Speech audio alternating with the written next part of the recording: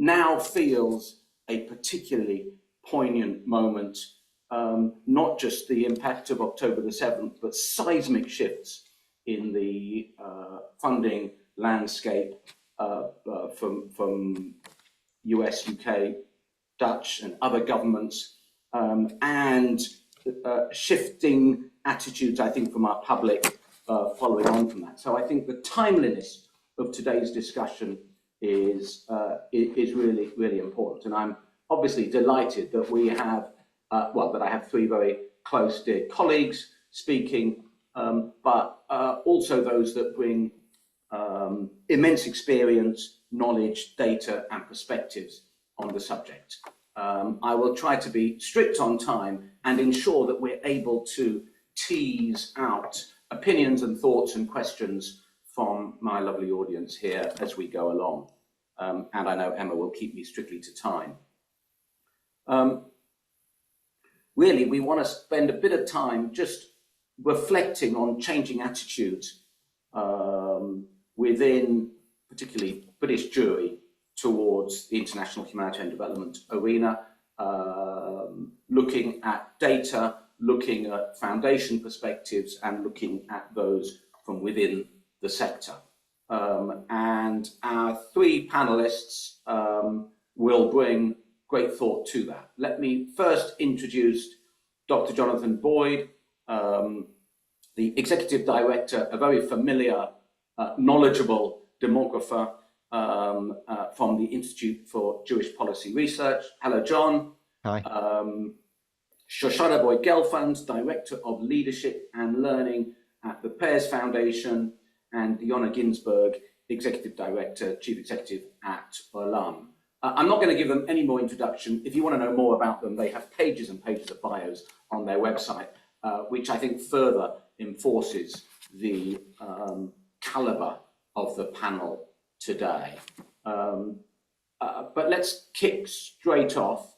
And John, I think you're going to set the framework looking at the sort of data on what is data telling us about changing attitudes, particularly, I think, amongst British Jewry towards this complex subject. John, over to you. Thank you, Paul, and thank you so much for the invitation. It's lovely to be here and lovely to be on this panel with two. I'm trying to figure out how to describe them both, but two close friends, one slightly closer than the other, I guess.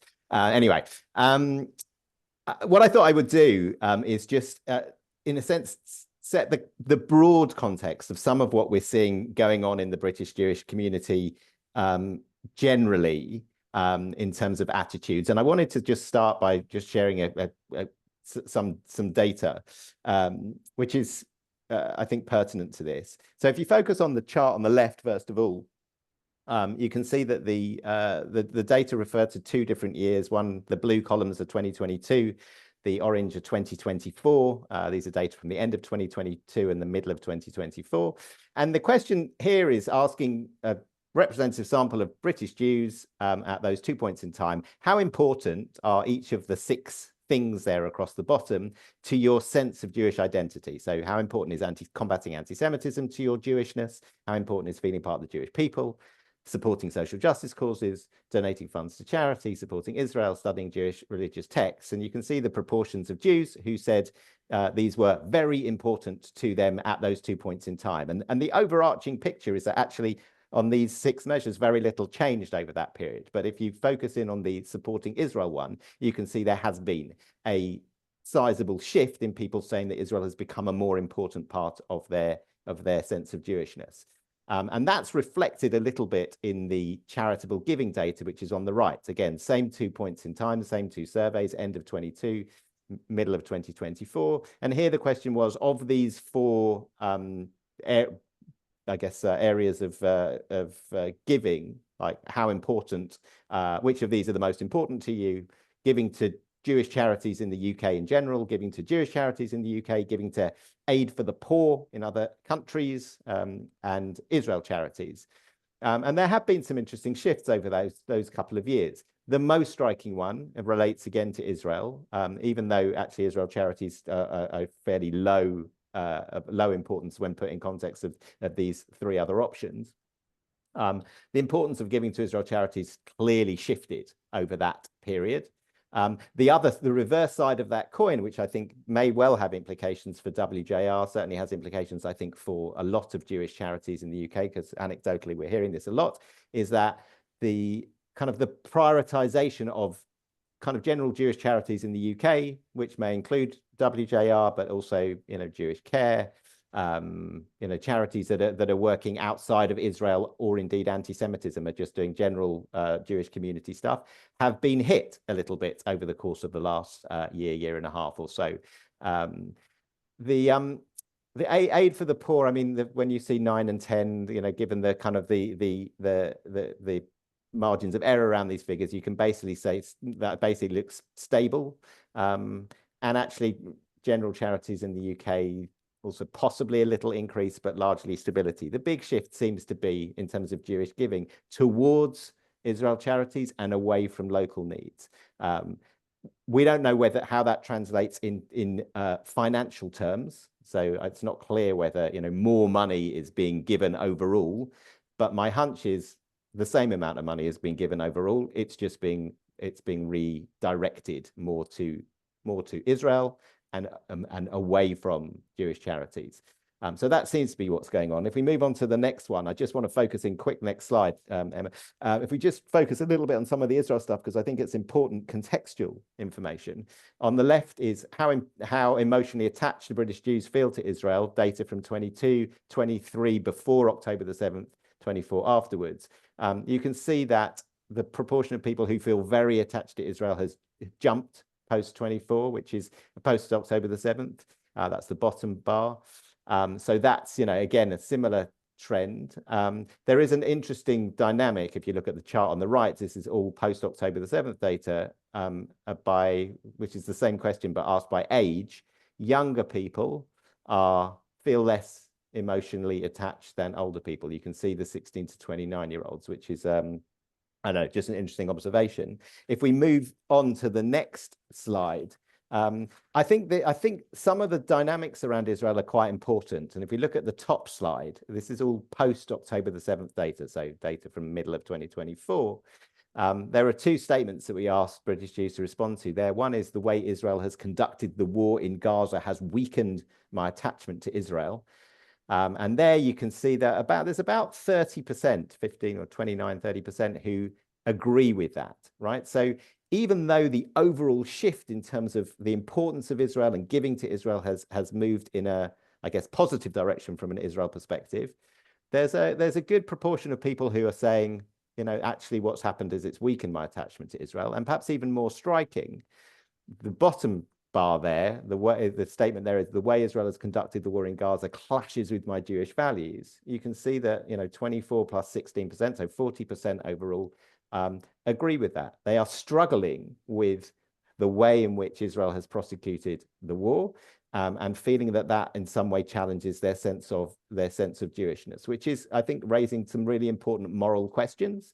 And perhaps we can kind of pick up on that a little bit later. If you look at the bottom chart, I think this is, I think what's important in this is that there are a series of statements here, that are, one might call either critical of Israel or leftist or more dovish. And the important thing I think to look at is what we've done here is cut the data by different denominational groups. So the figures in black are Haredi Jews, figures in blue are kind of mainstream or modern Orthodox, and the orange and the green are progressive, Reform Jews or unaffiliated Jews. And you can see there's a real distinction between the progressive and unaffiliated parts of the community and the more kind of mainstream Orthodox, mainstream and strictly Orthodox parts. We really differ on those sorts of issues. So, fundamentally, in very simple terms, the more Orthodox tend to be more right-wing, more hawkish, more supportive of Israel. The religiously left and unaffiliated tend to be much more critical, more dovish. And that, I think, is really kind of playing itself out in terms of the attitudes towards Israel, which I think then has raises all sorts of questions about how Jews of different denominations see Jewish morality and understand kind of their responsibility to Israel and to the wider world. I think there is a relationship between those two things.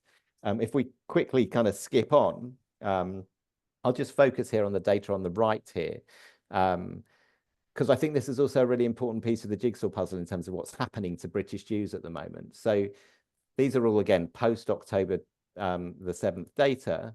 And the top chart there on the right is, do you feel after October the 7th, you feel more or less safe as a Jewish person living in the UK?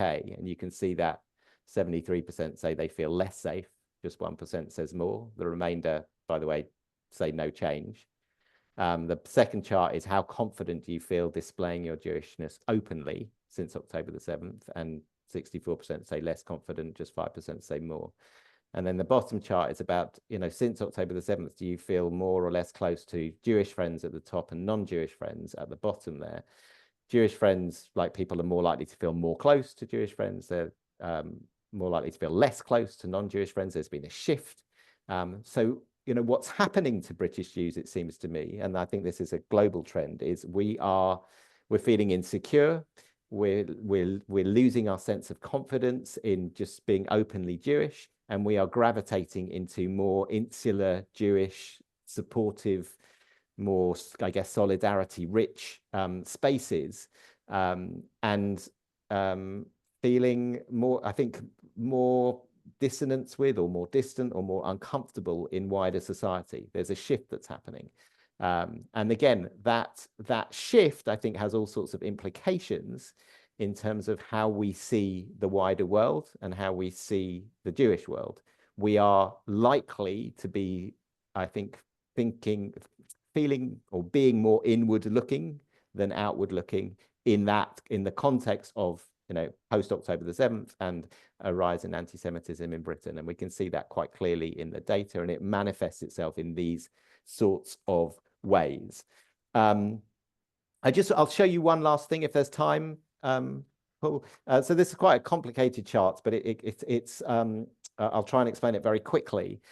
We ask in our surveys, and this is a kind of quite a common question that's asked in surveys of Jews all over the world, how important, there are 5 different columns, but each column has the same 18 items in it. How important are each of these things in terms of your Jewish identity? So how important is, if you look down the left-hand column, for example, how important is remembering the Holocaust, or combating anti-Semitism, or ethical behavior, or there are other things, supporting Israel, volunteering, believing in God, Shabbat, kashrut, lots of different things. And we've cut the data here by 5 different groups: non-practicing Jews, progressive Jews, traditional Jews, Orthodox Jews, Haredi Jews. And the percentages are the percentages within each of those groups who say these are very important to their Jewish identity. And they're ordered in priority order. So for Haredi Jews, which are the most important?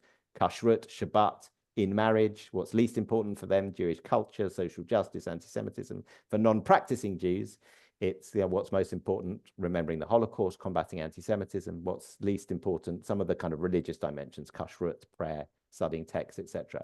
But if we skip to the next slide, I'm going to highlight ethical behavior, because the moral and ethical behavior is the only item in all of these different aspects of Jewishness that appears in the top 5 across the denominational spectrum.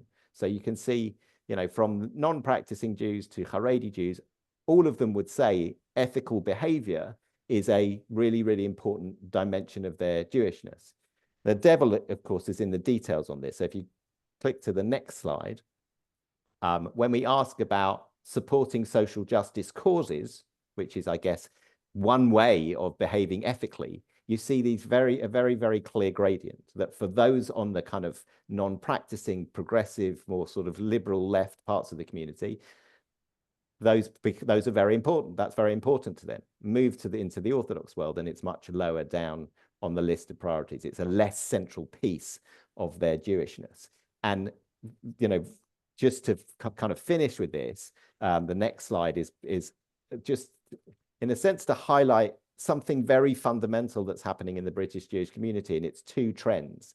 One is, on the left, a kind of pull towards secularism. So Jews, kind of irrespective of which denomination they belong to, are being gradually are being pulled in a more kind of liberal, left, progressive, secular, atheist direction, because we live in a liberal, left, secular, atheist society, and we're all impacted by that. So there is a clear movement in that direction, and actually Jews in general are about 3 times more likely to move over the course of their lives religiously leftwards than religiously rightwards.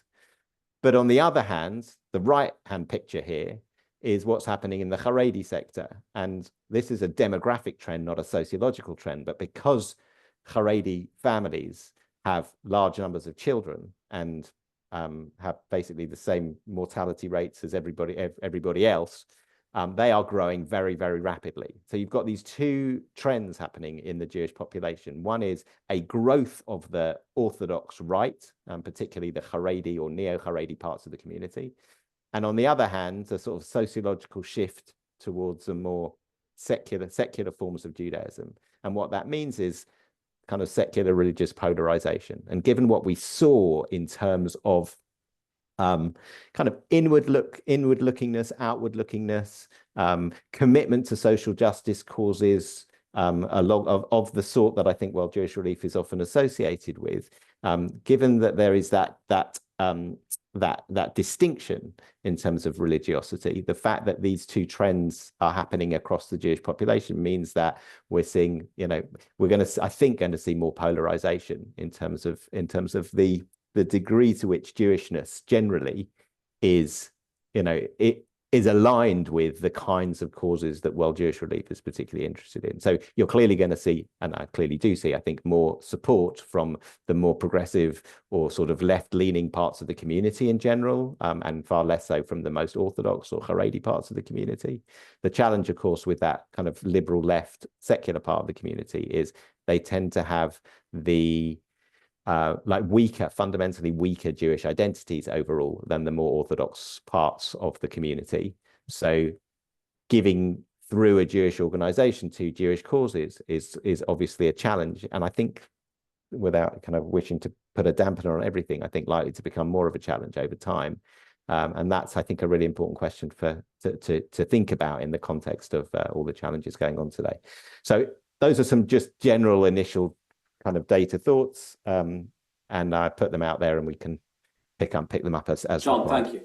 thank you, John. And as always, your ability to present an enormous amount of data and evidence in a succinct, clear way with great analysis, and then a number of clear conclusions and thoughts is absolutely remarkable. And I've had the pleasure of hearing you present in many occasions. I think it's kind of my job, so. Yeah, but rarely have I ever given you only 8 minutes to do it. So thank you for that. And it's a good backdrop and a sort of foundation upon which, the conversation can continue. Let me come straight to Shoshana. Shoshana, I mean, it might be worth you just giving a few words for those that don't know much about the Pears Foundation, and particularly, your focus on support both within and beyond the community.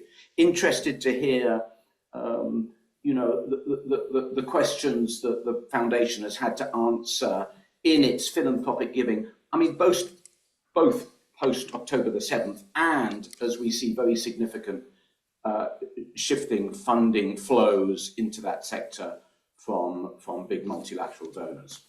Shoshana. Yeah, I mean, I'm gonna come at this from a slightly different perspective than John. John was very much talking about the British Jewish community and giving us that analysis. Pears Foundation, while it's a family foundation and our trustees are very proud British Jews, but a small percentage of our funding goes into the British Jewish community per se, even though our trustees would say that every penny of what we do comes from a place of Jewish values. So Pears Foundation gives away between 22, 25 million pounds a year, mostly to causes in the UK, dealing with British citizenship, scouts and guides, and the NHS, and mental health, and all sorts of big things like that. We have a strand of our work, which is OLAM and OLAM's partners, and that's very much about Jews as global citizens. So most of you on this call, if you know Pears Foundation, probably know us from that work, but I'm going to answer this question from the perspective of larger philanthropic trends that are much, much bigger than the Jewish community, and actually much, much bigger than Britain as well. And bottom line, my unwelcome message is that philanthropy cannot fill this gap. It's just too immense. You know, we are living in a world where government and government funding is crucial, and I would say rightly so. There's a balance between government taxation and philanthropy. Philanthropy is personal. People get to give it to the causes that they want to give it to. Our taxes go to governments, and governments allocate those based on policies. So if you just think about, I mean, the US, obviously, what's going on there, if you just think about what the US government contributed to global health in last year, that was 12 billion US dollars. And that's just health. That is treatment of HIV, vaccines, clean water, malaria, those kinds of basic health needs, $12 billion. The next largest funder by a long shot in this area is the Gates Foundation. Bill Gates, Microsoft, right? They are just eons beyond anything that anyone else is doing. And what they gave to their global health division was less than 2 billion. All right. So there is simply no way to fill the gap when America says we're closing US aid. Philanthropy cannot fix that. If you think about what's going on in the UK, the currently scheduled, the aid budget in the UK is going to be gradually cut from 0.5% to 0.3% of national income between now and 2027. And that goes along with an increase in US spending on defense, right? Which is going to go up by over 13 billion every year between now and 2027. These are difficult decisions that governments have to make. But those sorts of cuts are not ones that philanthropy can step in and just fill the gap. What foundations can do, and what we did do at Pears Foundation, I'll give you an example during COVID, right? When similar things happen, right? Rugs pulled out from under you, what can a charity do? We had to make hard decisions about which charities were not going to make it no matter what we did. And we had to help them close gracefully. And which ones had a funding gap that's what they needed. So we did do some bridge funding for organizations that we could see just needed to make it until their next payment, and it was a cash flow issue. Foundations can do that. We can access resource, we can access capital, we can plug a hole for a limited period of time. But that's a short-term intervention to keep an organization that is already in good shape going through a limited temporary crisis. And this is different. This is a sector-wide earthquake. So it's not that Pears Foundation will not continue to fund this work. We will. But I think it's a bigger question, and I think we need to look at the wave that we're riding.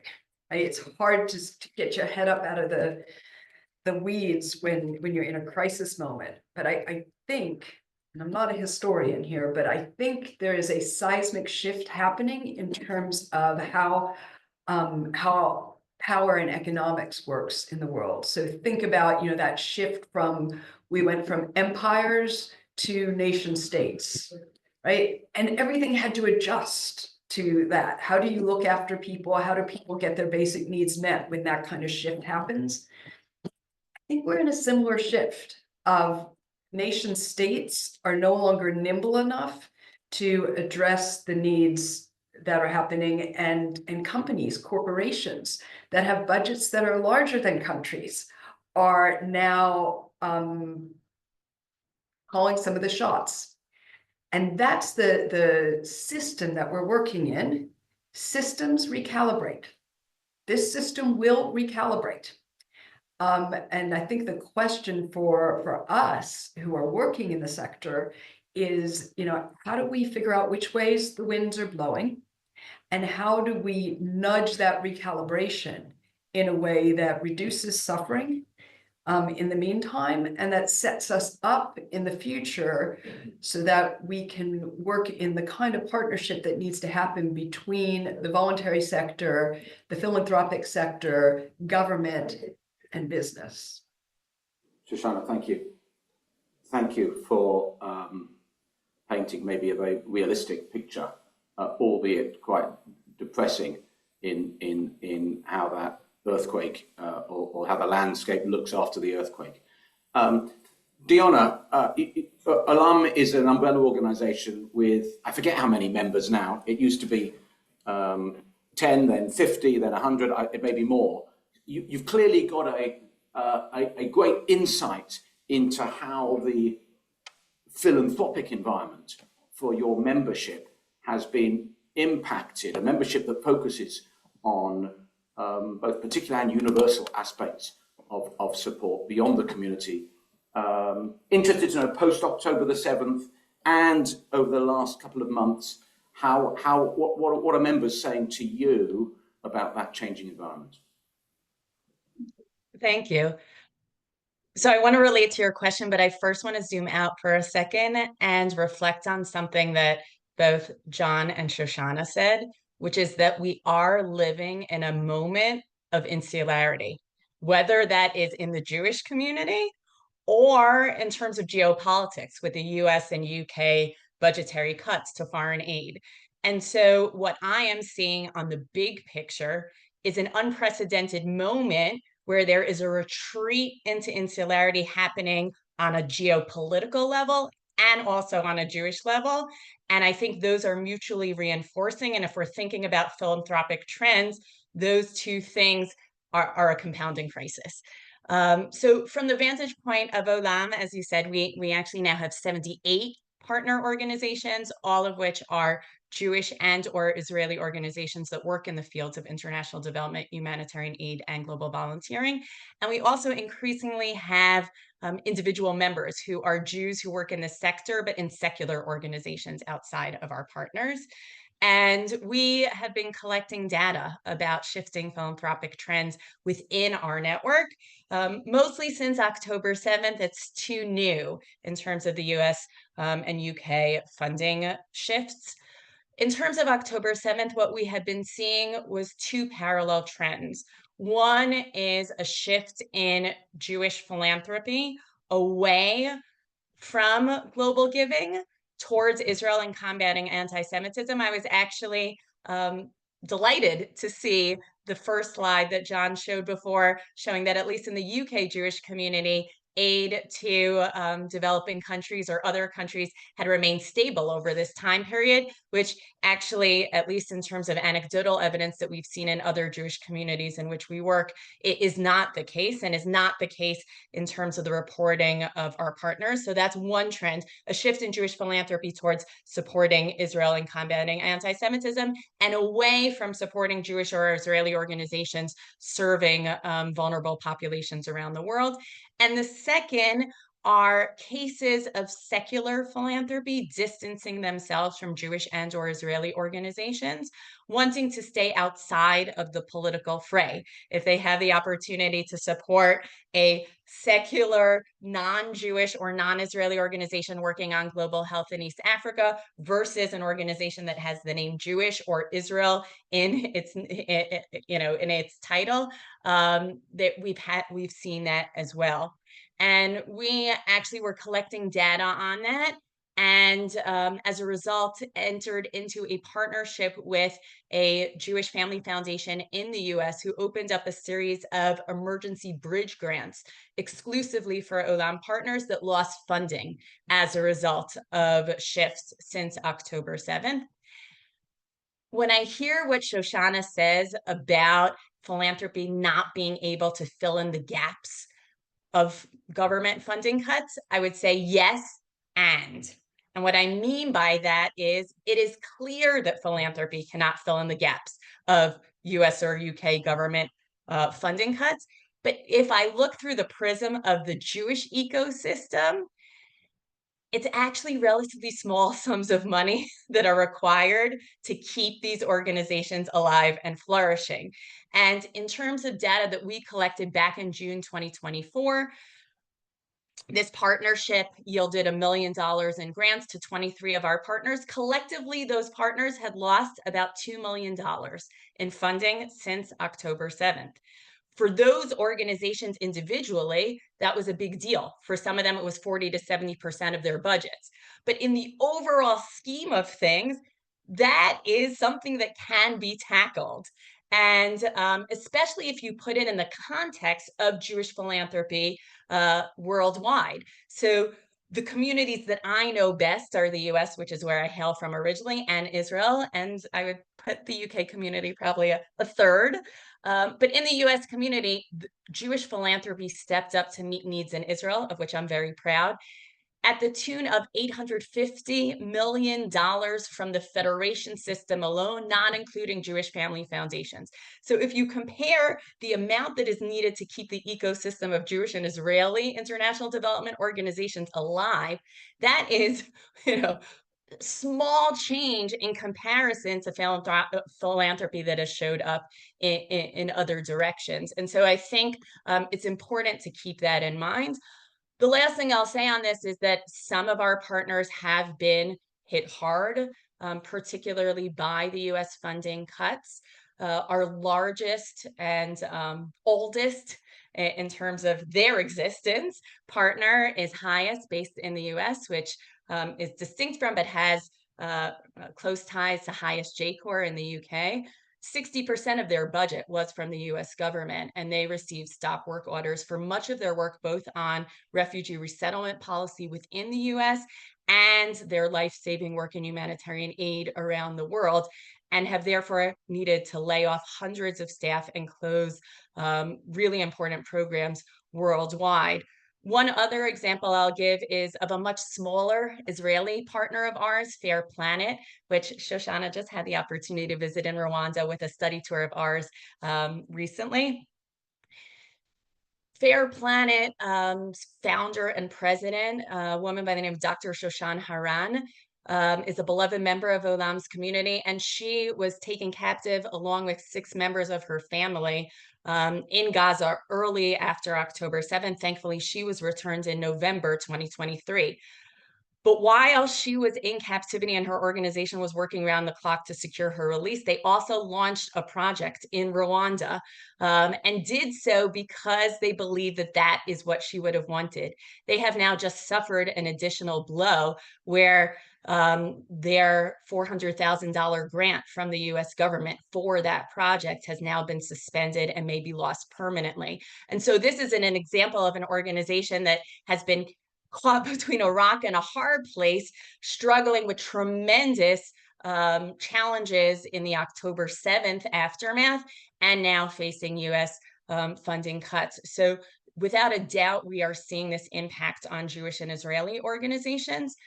And I will say that at the same time, most of our partners are too small to qualify for US or UK government funding. And so I think there is an opportunity for Jewish philanthropists who want to make sure that there are Jewish or Israeli organizations doing fine work around the world and seated around global tables in this regard, to be stepping up and supporting what is a relatively small ecosystem compared to the much larger aid or development infrastructure. Dyonna, thanks. Very helpful and inspiring story on Fair Planet. Let's just, John gave us the evidence of sort of shifts in focus, and Shoshana highlighted now some massive funding gaps, and Dyonna, you highlighted, maybe the relatively small operational footprint of Jewish and Israeli organizations in the international development humanitarian space.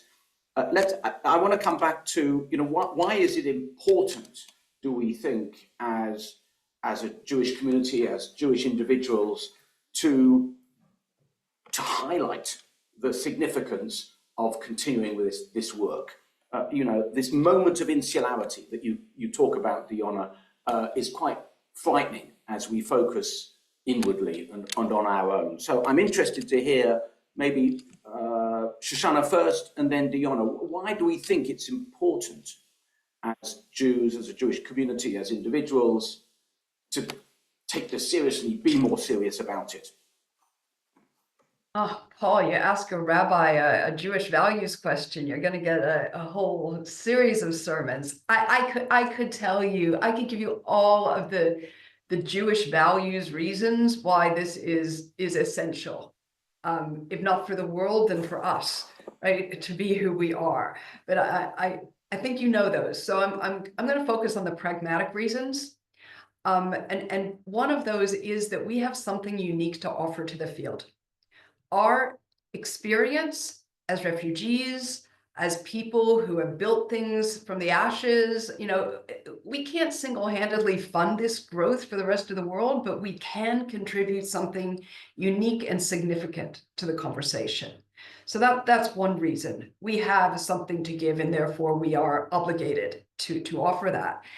And I would say the flip side of that is that we also need to be seen by others as making that contribution. We cannot thrive as Jews if we're perceived as just looking after our own parochial interests, right? That's of course we need to look after ourselves, 100%. And part of looking after ourselves is contributing to others. And part of contributing to others is what feeds our Jewish identity as well. So that universal and that particular, they are intertwined. And therefore, for all the difficulties and all of the challenges, it's unthinkable for us not to be sitting around the table, the global table, and making a contribution as Jews. I like that, Shoshana. I did hear a commentator who was bemoaning the state of the US and UK funding cuts and considering almost the soft power loss that the West would have by not resourcing this, and sort of reminding ourselves that the origins of international aid was really about providing, unconditional good, unconditional kindness, not tied to soft power, not tied to trade, not tied to mineral mining, but tied to unconditional goodness. And maybe this, I think the same commentator, was deciding, is this a tsunami of change where everything is different behind it? Is it just a shift in ocean currents, which is a sort of a slight shift in emphasis, or is it a tide like COVID in some ways that will just end up reverting back to how it was? And I think the evidence is it's a tsunami, and we are in a very, very different landscape. Dyonna, I'll just add, Paul, that the kinds of problems that we're dealing with are also global problems. You can't put up a fence if you're talking about climate change or public health threats or refugees, right? These are not problems that you can solve alone. You have to sit around the table with other people, by definition. Dyonna, let me come to you with the same question. I think the common denominator for all of OLAM's partners and individual members is that they do this work in order to promote human flourishing and alleviate human suffering. But there are also ancillary benefits to this work, which Shoshana alluded to. And I think that the events of the last 2 years or so have proven beyond a shadow of a doubt that the Jewish and Israeli organizations who are doing this work are bridge builders. They're assets in the fight against anti-Semitism. In terms of those Israeli partners, they're building much needed relationships. I want to reflect on that slide that John showed earlier in terms of discomfort with Israel and Israel's conduct of the war in Gaza. One of the things that's been deeply inspiring to me about our network, which all of them do cross-border work in developing countries, largely in Africa, Asia, or Latin America. Many are headquartered in Israel and had never worked in Israel prior to October 7th. We had about 17 partners that pivoted using their global expertise around the world to serve the needs of those who were most impacted by October 7th in Israel, Nova survivors, those impacted in the Gaza envelope. And we also had a sizable number of our partner organizations who navigated very challenging logistical, reputational questions to meet the needs of Gazan civilians. And they were able to do that simultaneously while continuing their longstanding commitments to the communities they serve around the world. So I actually think that Jewish and Israeli organizations have multiple authentic stories that they can tell to different Jewish audiences that requires really smart market segmentation and striking a very fine balance between talking about the impact and the primary reason for doing this work, which is to alleviate human suffering, but also for more traditional Jewish audiences to tell those stories about bridge building, across differences, to tell those stories for those organizations for whom it's relevant, about strengthening bonds with Israel, and for more progressive Jewish audiences to rightfully share those stories about the ways that Jews and Israelis have been stepping up in complex circumstances to be meeting the needs of Gazan civilians who've also been impacted. Dyonna, thanks. And you've immediately started to provide suggestions at how we might encourage, entice, inspire members of our community to recognise the responsibilities and opportunities. My final question, maybe to my three panelists, then, and then I'm keen to open it up to others. So have your questions ready. Is about, you know, what should we be doing as not-for-profits, as individuals, as community leaders, as foundation professionals to try and inspire, encourage. We know the morality issues. Shoshana, I mean, you rightly said we should know our values and why we can espouse them. What practically can we do we think, to further expand, educate, raise awareness of the responsibilities here? Who am I coming to first? Shoshana, maybe, if you're happy to take this question first. Well, this may sound inadequate, but I think it's really important. Dyonna alluded to the fact that I just came back from a trip to Rwanda, and I was sitting there in a group, in a women's collective of a group of women and who were widows from their genocide, who were trying to make ends meet. I mean, it was really quite a dire situation they were in, but that's not how it felt. They welcomed us in, and one of them asked us, said, "You all look very young," which was lovely, but said, "You look very young, but do any of you have any relatives who went through your genocide?"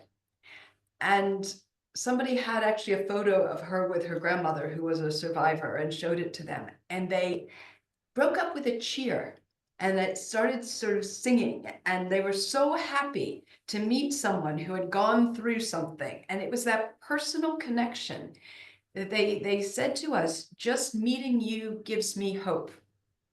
And what I was thinking as I was experiencing that was how much it meant to me when people outside of the Jewish community contacted me after October 7th.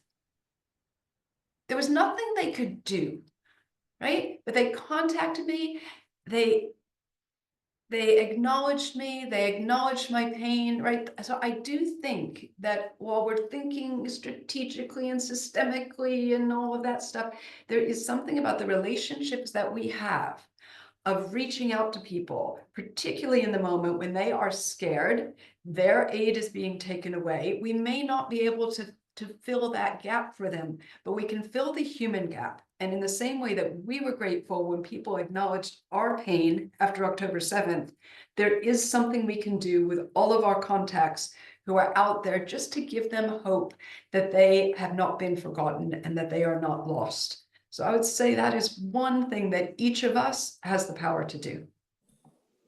Thank you, Shoshana. John? John, you're just on mute still. From a very pragmatic point of view, I think I kind of showed you the distinction between the more progressive parts of the community and the more orthodox parts of the community. Support for kind of outward-looking causes is likely to come from the more progressive parts of the community.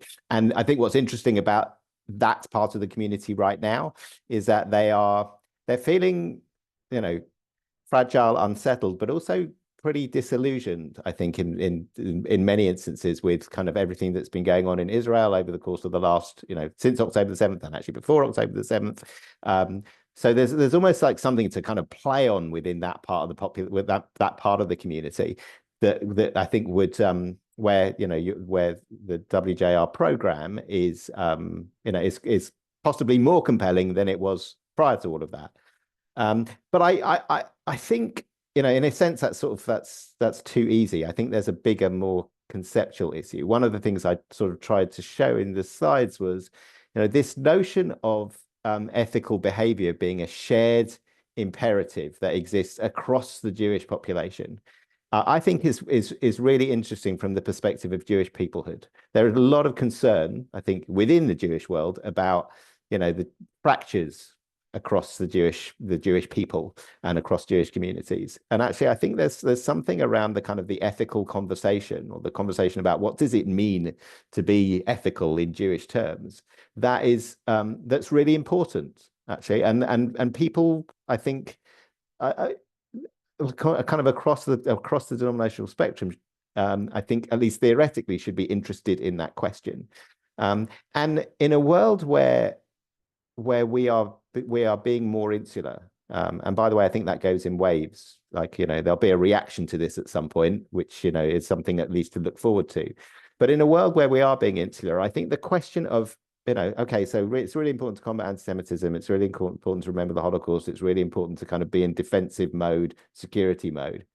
But, you know, the question sort of, you know, in Hebrew, asma, you know, so what, for what purpose? Like, what, you know, why are we trying to kind of preserve the Jewish people or the state of Israel? And, you know, I think gets us back to some sort of very, very core principles, you know, and, you know, I often go back to the you know, the fundamental idea, you know, in the book of Genesis, when God first talks to Abraham and says, you know, the phrase is "Nivrachu b'cha kol mishpachot adama." Through you, all the people of the world should be blessed. That's the kind of the fundamental purpose of Jewishness, right? It's there right from the beginning. So I think that question of, you know, what are we doing this for? What is the state of Israel for? What are the Jewish people for? What are we trying to achieve in the world? Is the kind of the obvious question to ask, you know, why are we defending Israel? Why are we trying to protect this community? For what purpose? So I think, you know, I think if you can kind of shift the conversation in that sort of direction and use, you know, various different moments in the year to kind of encourage people to reflect on that question, you know, given all the challenges that, you know, Shoshana and Dyonna have laid out in terms of, you know, what's happening with kind of global aid and all of these sorts of agendas, I think, you know, there should be, at least in theory, an openness to kind of, you know, to like really kind of thinking about that question, you know, albeit, you know, in the context of, you know, insularity and concerns about security and safety. Thank you, John. And Dyonna, the sort of final word of this question, and maybe as we embark on the Festival of Purim, I can also ask you to weave in some perspectives that we can take from the festival in this current uncertain context. Sure. So first, two practical things that I think people on this call can do, which are a synthesis of something John shared and something Shoshana shared. So in terms of what John shared, the ethical piece, one of the things that OLAM has really focused on in recent years, and WJR has been one of our guides, and Pears as a foundation has been one of our guides, is doubling down on ethical best practice. Because we believe that when Jews and Israelis are showing up in the world, they should be doing so with the highest ethical standards, and we should be holding ourselves accountable to that work. And so I think the first practical thing is for the individuals and organizations on this call to really double down on that, to ensure that we are espousing that in a real way as Jews or Jewish organizations doing this work. The second is related to something that Shoshana shared and is more outward facing, and it's about amplifying stories. I think in the Jewish community at this moment, there's a knee-jerk reaction that goes back to the biblical verse of a people that stands alone. I think there has been a sense since October 7th for many people that we are out by ourselves, but there are so many stories of solidarity and relationships that go multiple ways. And I think it behooves us as individuals or organizations to be sharing those stories. Those stories go a long way in opening up hearts and minds in the Jewish community, and people don't hear those stories enough. So I think those are two things that we can all do. In terms of the Purim story, I think the Purim story deals with the question of identity and the extent to which you wear your identity on your sleeves and when you don't, and pride and confidence in doing that, even under challenging circumstances. And so, Esther standing up for herself, revealing her identity at the risk of her own life. That question of what does it look like to be showing up as Jewish organizations or as Jewish individuals at this moment in time with all of the tectonic shifts that are undergoing this sector and that are undergoing the Jewish community, I think the Purim story would say, take that risk, show up, be proud for all the complications, sit around those tables and be who you are. And so that is something I'm taking with me at this moment. Yeah, that's fantastic. Thank you, thank you. And you sort of end the narrative rightly on a positive, inspiring note. I definitely feel, while I hear and see the dramatic impact that finance cuts have hit on participants and clients across the world, on a whole host of friends and partner organizations that are shedding jobs and contracting. I mean, it hasn't directly affected World Jewish Relief because, unlike other organizations, we've not become dependent on government funding flows. That creates opportunity, but also comes with great risk. But also, interestingly, I always think that organizations that have communities of faith supporting them are often able to have a more consistent level of ongoing financial support. Maybe it's just the relationship with their support group, which is less turbulent and a bit more consistent. Of course, the humanitarian context has been made increasingly complex and political and militaristic, and that humanitarian landscape completely subsumed by what's going on in Ukraine and what's going on in Israel, Gaza, and any other disaster in the world has been completely forgotten about. I have enormous confidence that actually international compassion for those that are struggling within the Jewish community and within British society runs very, very deep. And British people don't want it to stop. And it does fall on the responsibility of ourselves to highlight that there are needs in various different parts of the world, that we have an ability to meet those needs in a very effective way. And when we will ring the alarm bell, I do not doubt that the response will be very, very significant. But in the meantime, as you highlight, Dyonna, our responsibility is to set the highest of standards where we are working, because showing the change and showing the difference it makes is the best means of, I think, reassuring and inspiring others to keep supporting us. So let me come to the 29 participants or screens that we have and open up the discussion, either questions to my three wonderful panelists or observations and reflections that you might have that challenge or contradict or argue or confirm what we've highlighted. I don't know, Emma, if you can, I can't see everybody on the screen.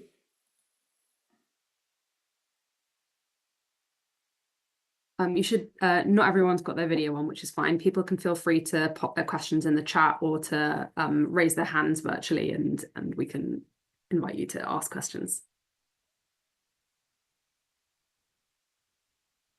Who's going to be brave to ask a first question or an observation?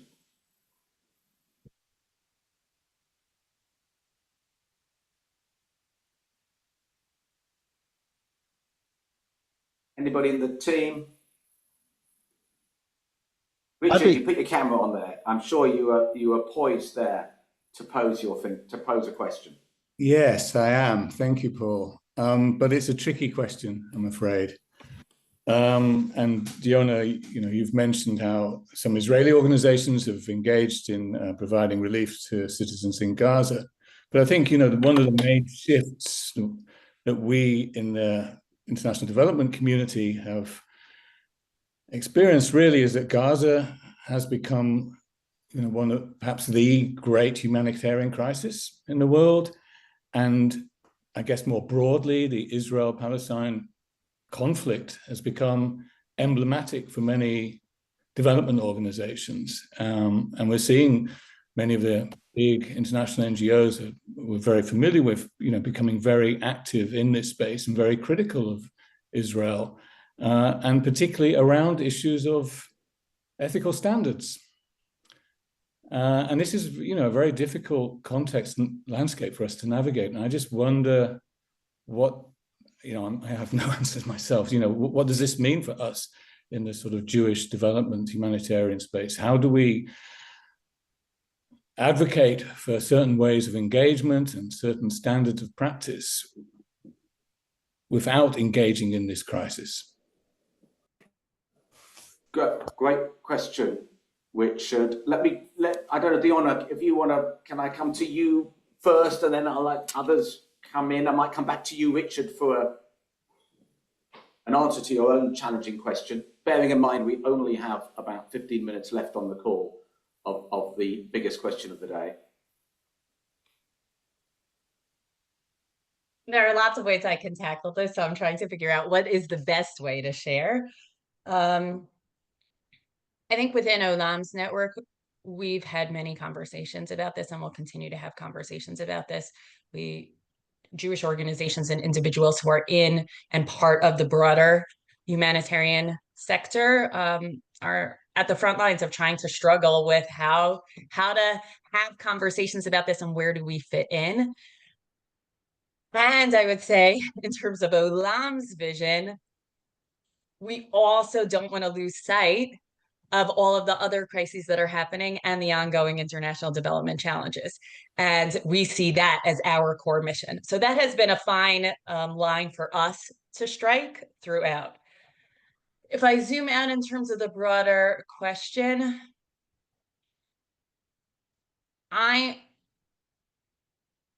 have been witness to the power of relationships in creating healthier, more nuanced conversations around this. And it is also a drop in the ocean.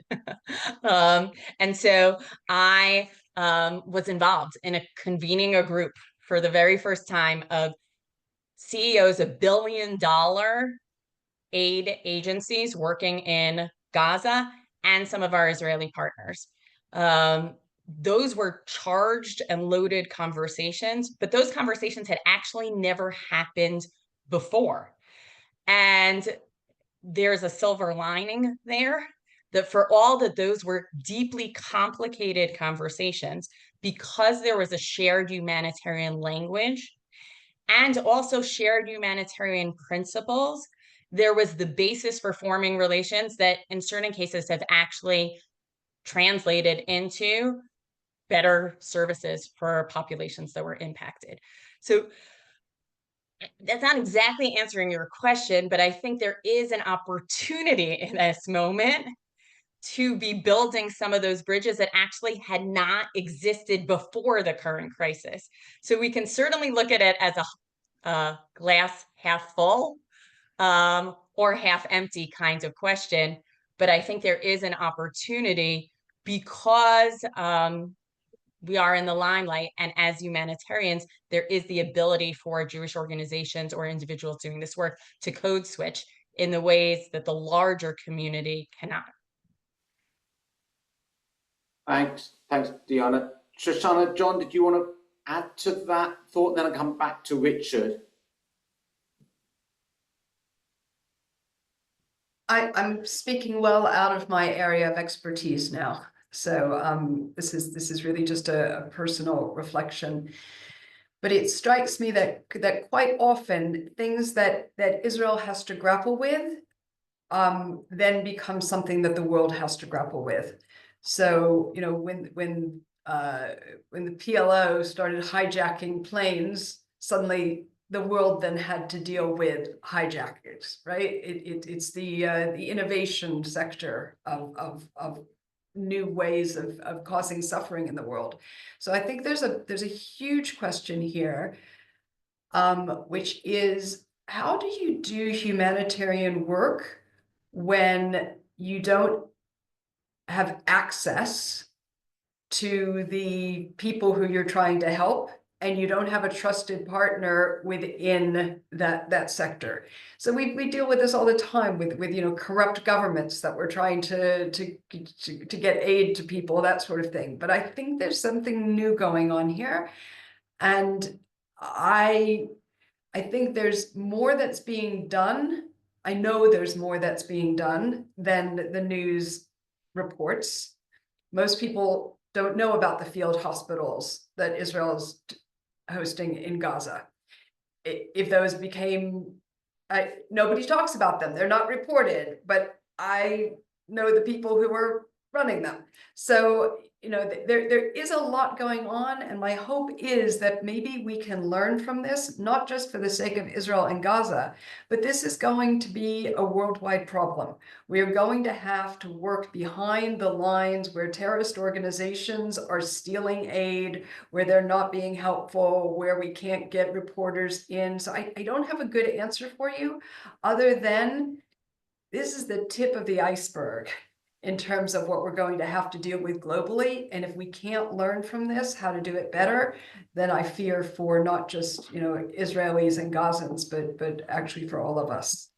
Okay, thanks, Shoshana. I'm going to keep. I just want to keep questions coming in. I would suggest that the nature of the conversation isn't going to be about discussing Israeli government policy and what it does right and what it does wrong. I think we're heading down a bit of a rabbit warren there. But I mean, Cassie, you asked a good question about maybe, you know, how does that shrinking space of Israeli government support to international development and humanitarian issues, I mean, has that gone? Where is that funding flow for Israeli agencies? Is that just part of that that increasing momentum of insularity? Do we know? Again, maybe you, Dyonna, is that changed for Israeli agencies? In terms of Israeli government funding? Yeah. So I'll give 2 sentences of background on Israeli government funding. In the early years of the state, Israel punched above its weight significantly. It opened up its international development wing of the foreign ministry before DFID, before USAID, when it was still a developing country itself. By 1964, Israel had double the number of international development practitioners than the OECD average per capita at the time. In 1973, after the Yom Kippur War, all but 4 African countries cut off ties with Israel, and public and political opinion and support for this work plummeted. And you can actually see graphs where Israeli government spending on this work as a percentage of their GDP really went down since 1973 and has not recovered to this day.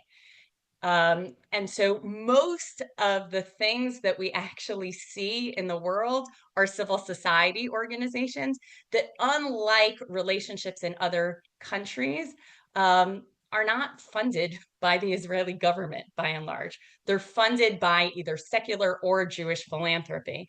And so I have not seen a major shift in Israeli government funding for this. But the reason for that is because Israeli government funding was not really large. And in fact, Israel, joined the OECD, I believe that was in 2010.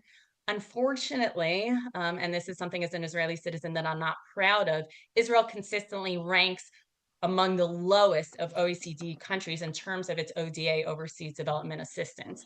And so Israeli government assistance usually happens through the IDF in times of crises like the field hospital that Shoshana mentions and crises around the world. But it's really civil society that is stepping up, that is reliant largely on philanthropy and not government dollars. So we haven't yet seen that shift because it's not relevant in an Israeli context. Okay, thanks, Dyonna. Let me again open up to other questions that team members may have. Put your hand up or be prepared to shout out.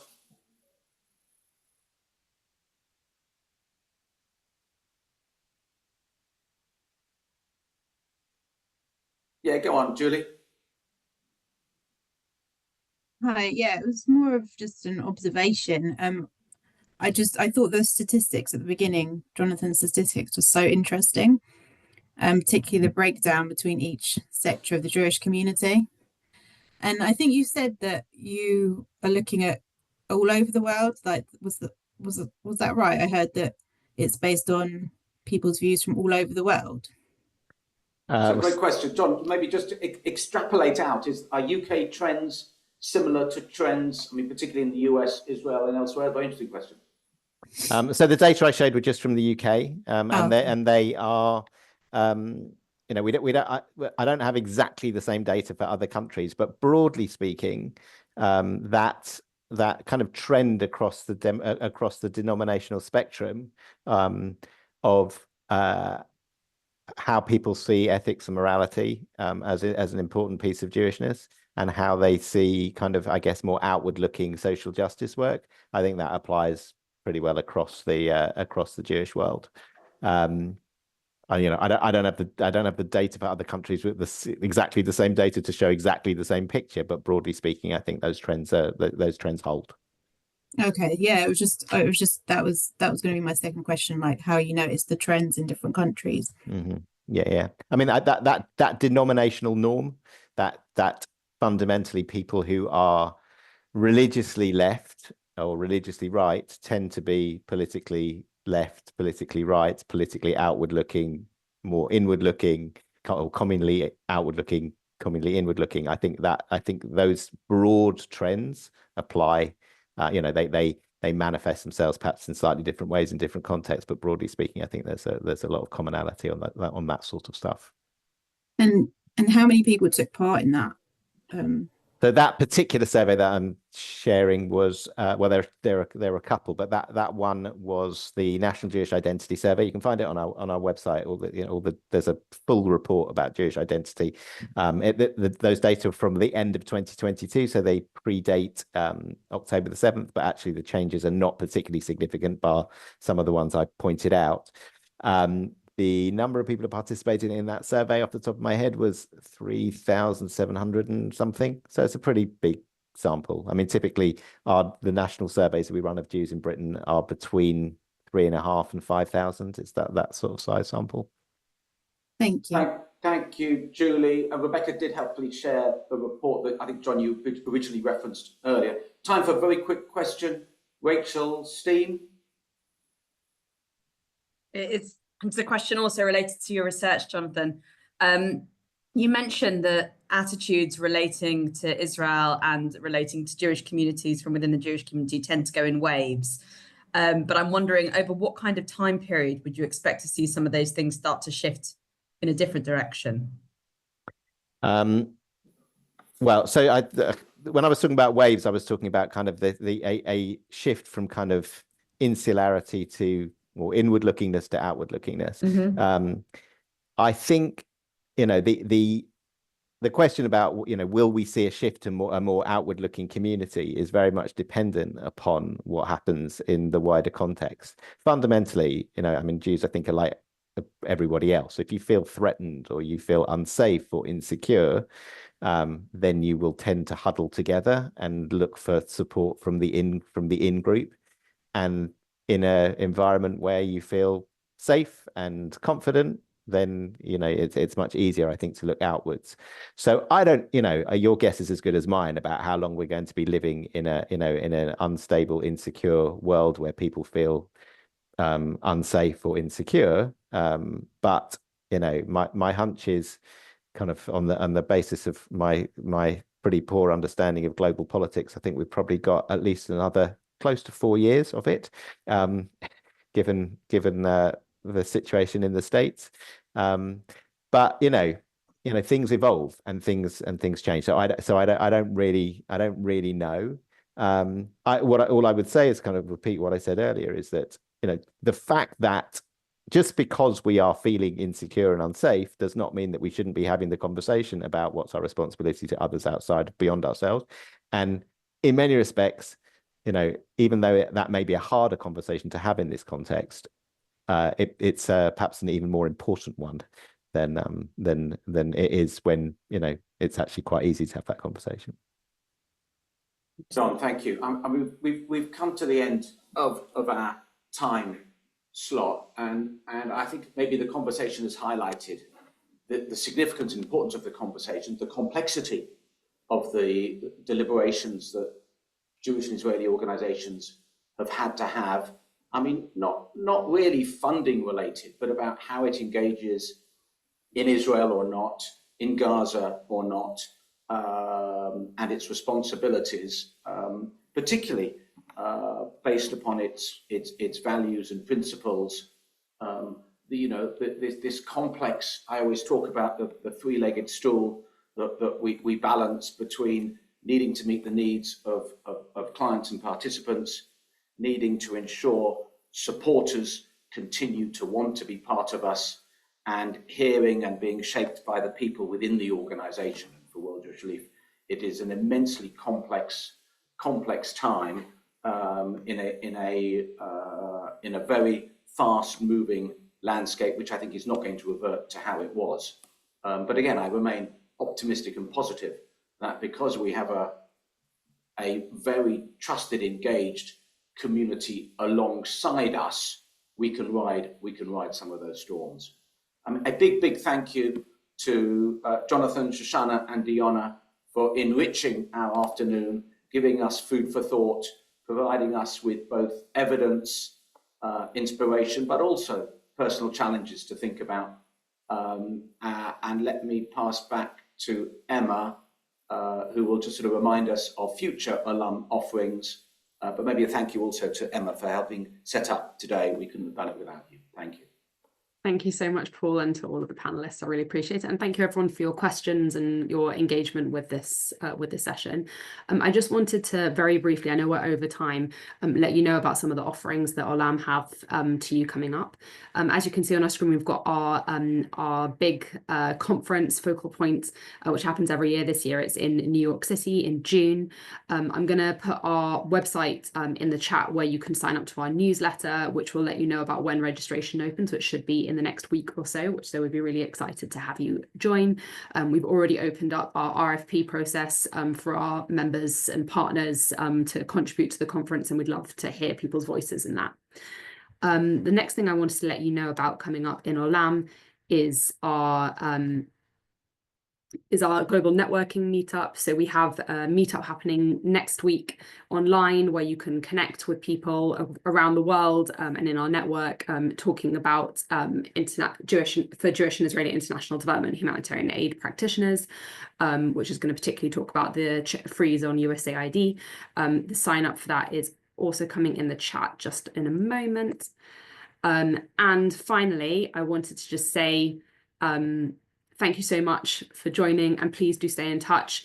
If you're based in the UK, I'm very much here for you, and would love to connect if we haven't connected already.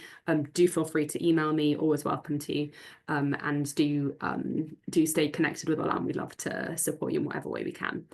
Thank you so much, and we're going to bring this to a close just as I add my email address to the chat so that people can be in touch if that would be helpful. Thank you so much, Paul, Dyonna, Shoshana, and John, and everyone who joined today. Goodbye. Thank you. Thank you, Emma.